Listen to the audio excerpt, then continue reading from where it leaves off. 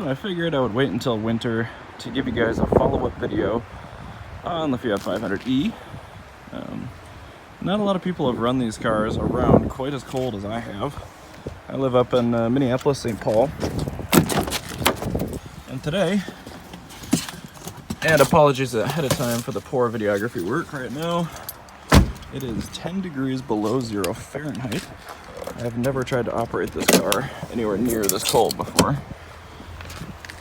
So I'm unplugging it from my 32 amp GE home charger. And we'll see how she behaves. My lithium ion drills are hardly even working in this temperature.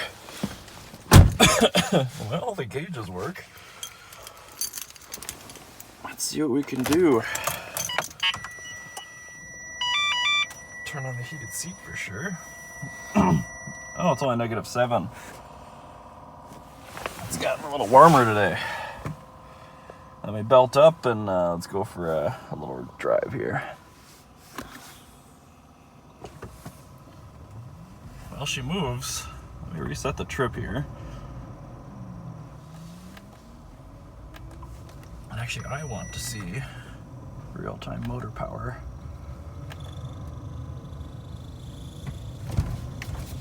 We're gonna get some blower motor noise, so I'll try to talk above that. I have to say, I've got Yokohama Ice Guard winter tires on this thing, and we've had plenty of snow, even though it doesn't look like it right now. And this thing is an absolute tank. Stability and traction control is awesome. And I've actually, per YouTube commenter in my first video, figured out how to switch this car from MPGe to miles per kilowatt hour. It looks like this will give us 34 kilowatts is all it's got to give in this kind of temperature.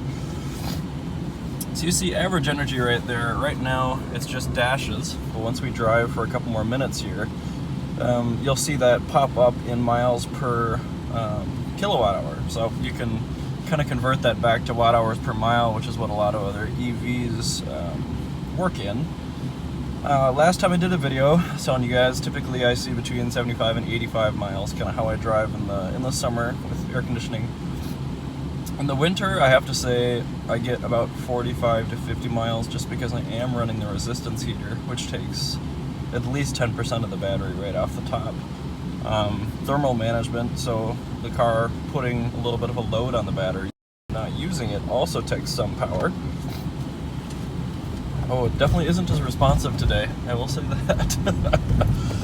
But still, my commute's only about 20 miles round trip, and going to the other side of the cities here where the rest of my family lives is about 44, and it's still able to do, you know, that 44-mile round trip, no issue. Lots of highway, lots of heat.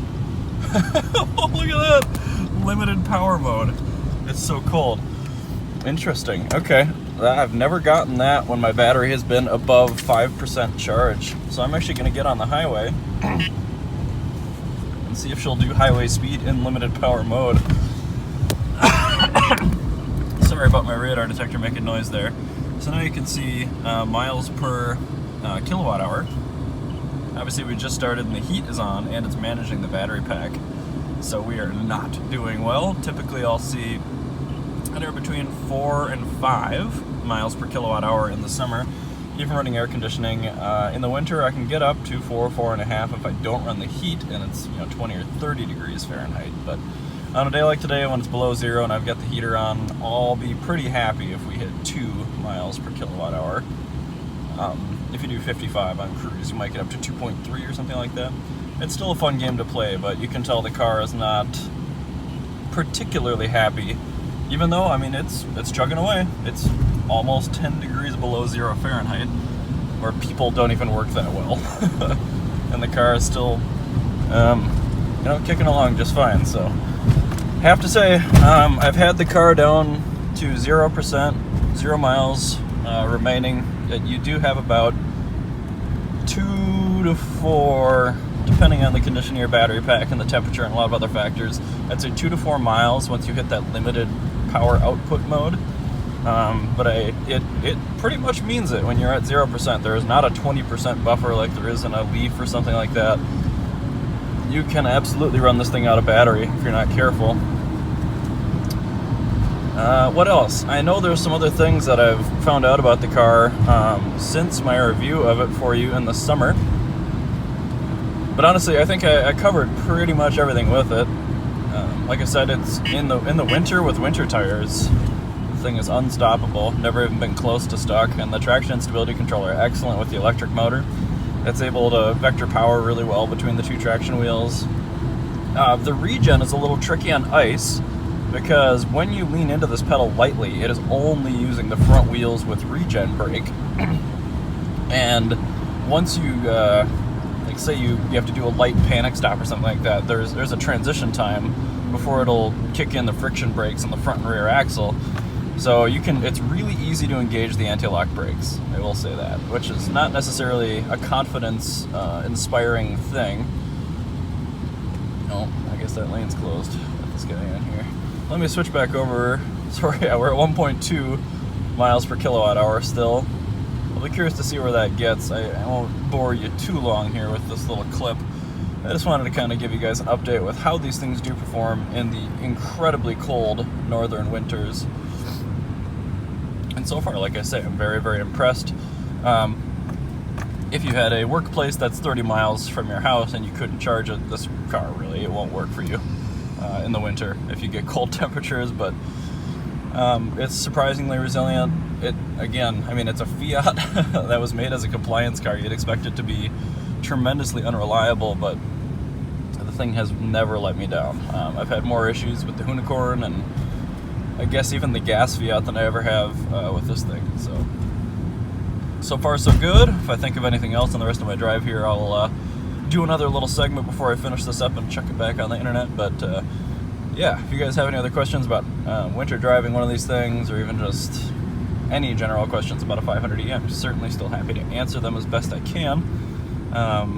Yeah, thanks as always for watching, and hope you guys had a happy holidays. Well, just a quick update. 14.4 miles into my morning drive here. I've had the cruise set at 55, but I've had the heater set, in 72. One other thing I thought of on my previous video, I was talking about the regen power. I said that the system could do up to about 40 kilowatts of regen. That's actually incorrect. The car will do at least 70, maybe 75 kilowatts of regen, which is almost all of what it can output, which is really, really impressive. So the way I've found that's best to do regen is either when you're coming to a stop, lightly push on the brake pedal just to activate the regen so the car knows what's happening, then ease into the pedal, and then it will do a lot more regen and less friction brake. If you step on the pedal quickly, it will think that you need to panic stop, and it will kick in the friction brakes much, much sooner. Another commenter on my last video said a nice way to get more regen on the road without using the brake lights, which is a system that this car doesn't have. It doesn't have a paddle for additional regen. It doesn't really have a way to regen without the brake lights or without some friction brake intervention, is to, when you set off, turn on the cruise control and set it at like 20 miles an hour. And if you need to come up, to a stop, or I guess slow down on the highway, just hit reset on the cruise and the car will significantly regen. There is a little bit of a delay, so you have to think ahead, but it does work. So I wanted to make sure I plugged that idea because it is pretty smart. I'll see if I can demo that if I get down to 20 miles an hour again. But again, just kind of trying to plug the gaps in logic or the incorrect information that was in my first video. Okay, I'm almost at my destination. I actually just took a cloverleaf back there, so what I'm going to do, I'm going to flip over to motor power, and I have the cruise set at 25, so I'm starting at 50. All I'm going to do is hit reset. So there you can see it's pulling 20 kilowatts of regen on its own on this off-ramp. I'm slowing down, pretty nicely. That's too much now, so I'm going to hit cancel.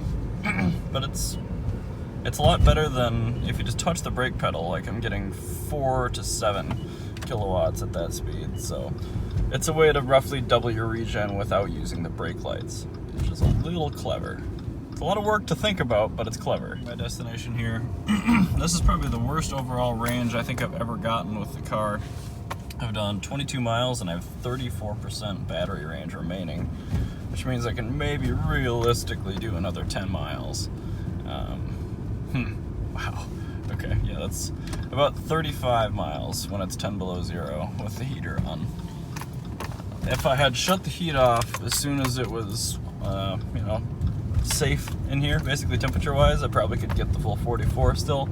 The vast majority of the power consumption does come from the resistive heater.